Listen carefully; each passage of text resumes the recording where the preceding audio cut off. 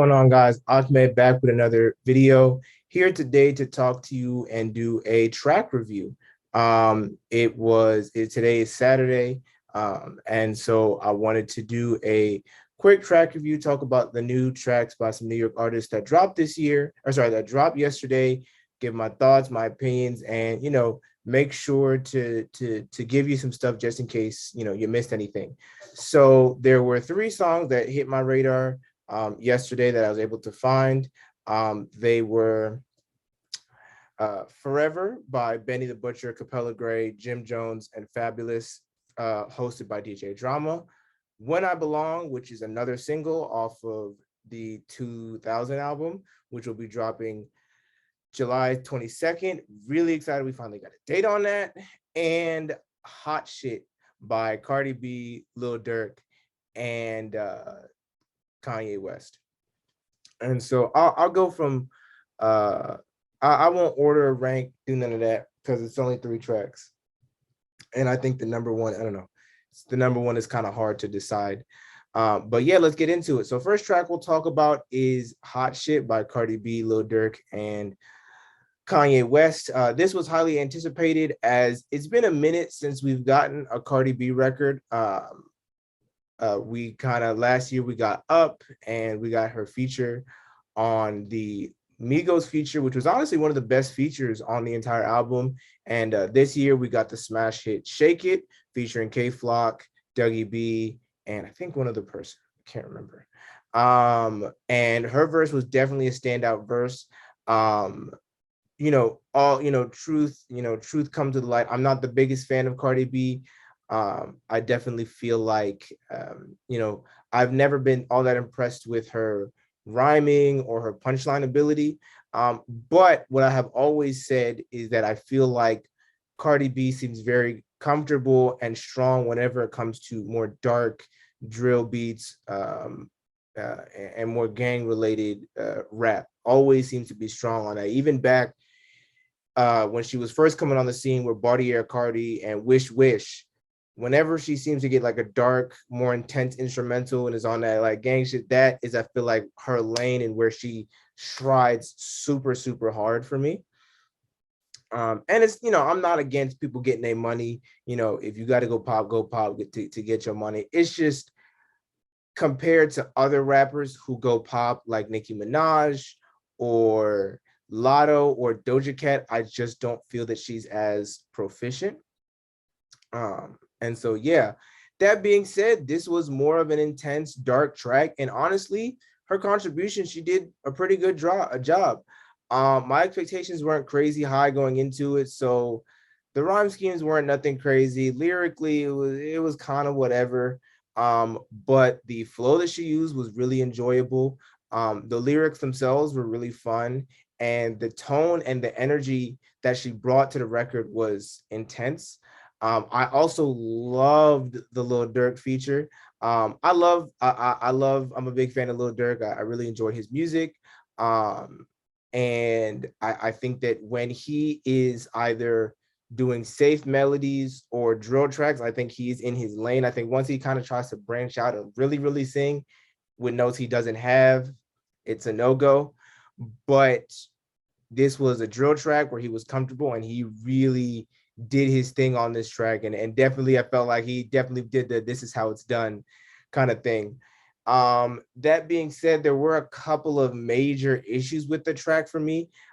Number one being the beat. The beat felt painfully monotone. Like, I don't know what Tay Keith was doing on this beat. This beat felt painfully monotone.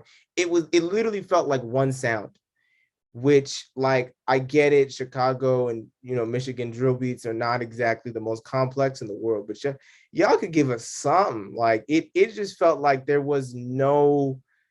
It was literally felt like it was like a task. It was like a challenge that he was given. He was told, like, use one instrument or one sound, and that's your challenge. And he just gave him that beat. I really wasn't a fan of the beat. It just felt overly simple. And thankfully, the Kanye verse was at the end, but god damn, that was not it by Ye.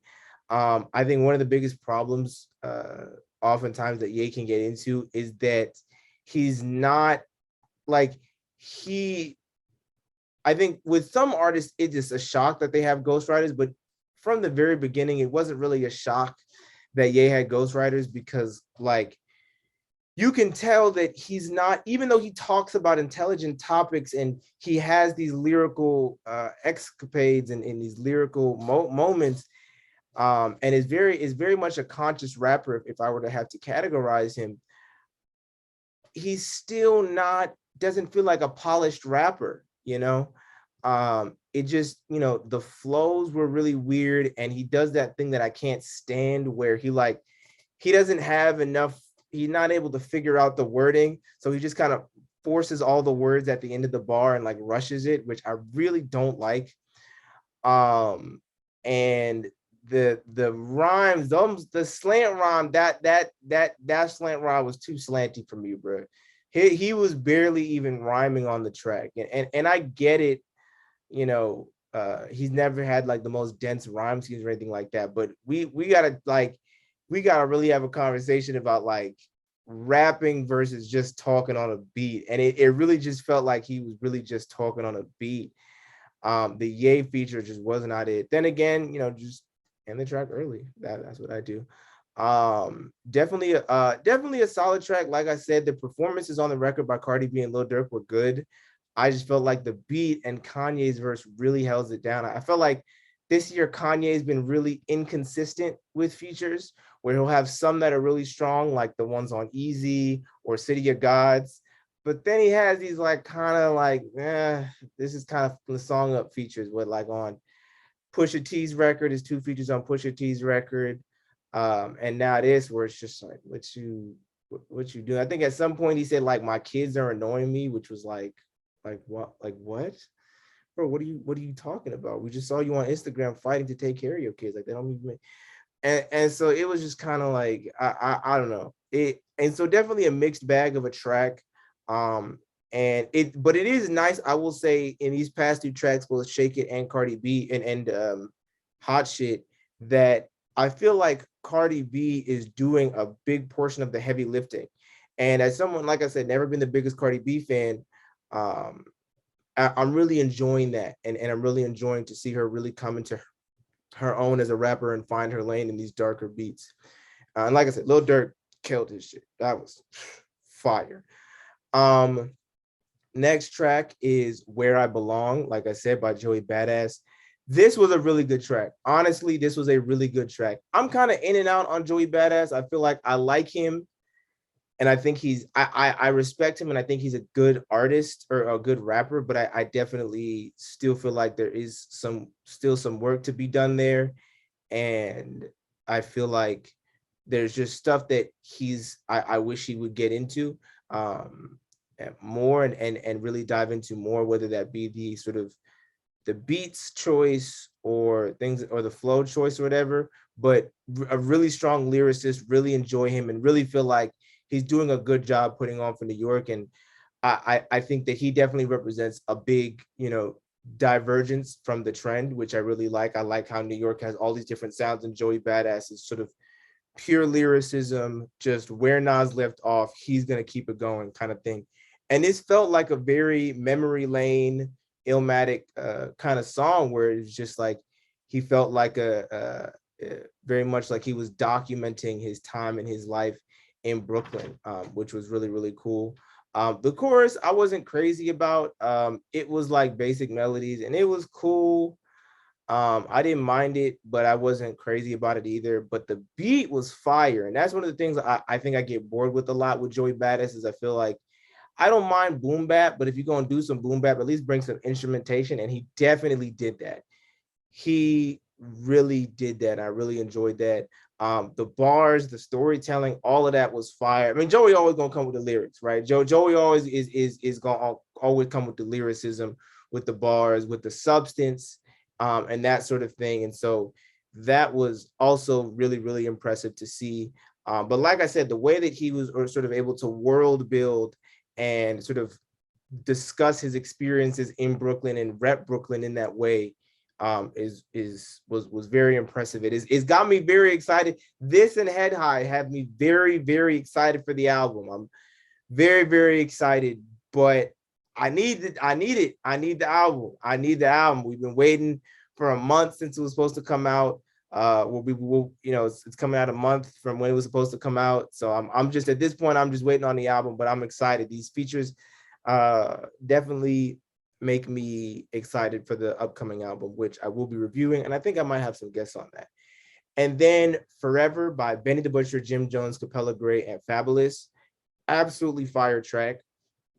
Um, it was crazy because I think that Benny the Butcher, I don't know if I would consider him a rookie, but Benny the Butcher really is making his claim for Artist of the Year. Like this guy, from features to his album this year to the moves he's making in Buffalo, helping people out. Like this man is really making a statement with the music this year. And we talked about in last video, giving pushing J. Cole to drop that S tier. I think it was J. Cole's best verse of all time. I'm gonna say it. um I really feel like Benny is doing his thing. And Capella Ground the hook, it was cool. I'm sort of like here and there with I'm sort of iffy on Capella Gray. I enjoy his music, but I am kind of this lane of like R&B slash reggae artists who like can't really sing but make hits and use auto-tune melodies. I don't know. I'm kind of over it at this point. I just want somebody who can really sing, who can do these hits. And I think that's kind of what I'm missing from Capella, is some really compelling vocals. But for what he had and for what his vocal ability is known to be, he absolutely did his thing. And I feel like the track was really eerie, really like back alleyway, like spooky type of track. And his vocals, again, for what he has, his vocals really went well with the track. And that was really enjoyable. And man, the verses on this shit, everybody went crazy. It was nice to see Fabulous back on the mic. That was really good. He had a bunch of really good bars, good dense rhyme schemes, and a bunch of memorable quotables. Said like real life stuff that I'd be like, this is what rap is about. It's not a contest to see who's the most lyrical. It's about getting on there and talking about your experience. That is what rap is about. Jim Jones absolutely killed it. This is, I think, the first Jim Jones track, first time I'm ever really hearing Jim Jones like that. To my knowledge, I should say, this is the first time I'm really hearing Jim Jones, and I enjoyed it. It was really, really strong. He definitely went crazy. I'm still not even sure who had the best verse, and Jim Jones, it really did his thing. And what can you say about Benny the Butcher? This man, like the sports bars, the rhyme schemes, the world building, the vocal tone was just incredible, absolutely dope. And it was so great because, like I said, I'm kind of mixed on whether or not I see Benny the Butcher as like an old rapper or a new rapper. If you look at his discography, he's out. He has an album in '08. So in one hand, no, I don't see him as an old rapper, but I feel like, as a sort of exposure piece, 2022 has really been Benny the Butcher's like big break popularity wise. And he's finally beginning to get really, really recognized. So I don't know, I'm kind of mixed. But for just New York rappers and making noise and all that kind of stuff, Benny the Butcher is doing his thing. And the fact that he was able to keep up with New York legends like Jim Jones and Fabulous, like that's impressive to me. And definitely I think much of my feelings on new versus old music is that, the quality hasn't dipped. You just have to look in the right places. And Benny the Butcher is really proving that when you look in the right places, when you have them when you have the best of each generation on the same track, the difference is negligible, right? It's not all that, the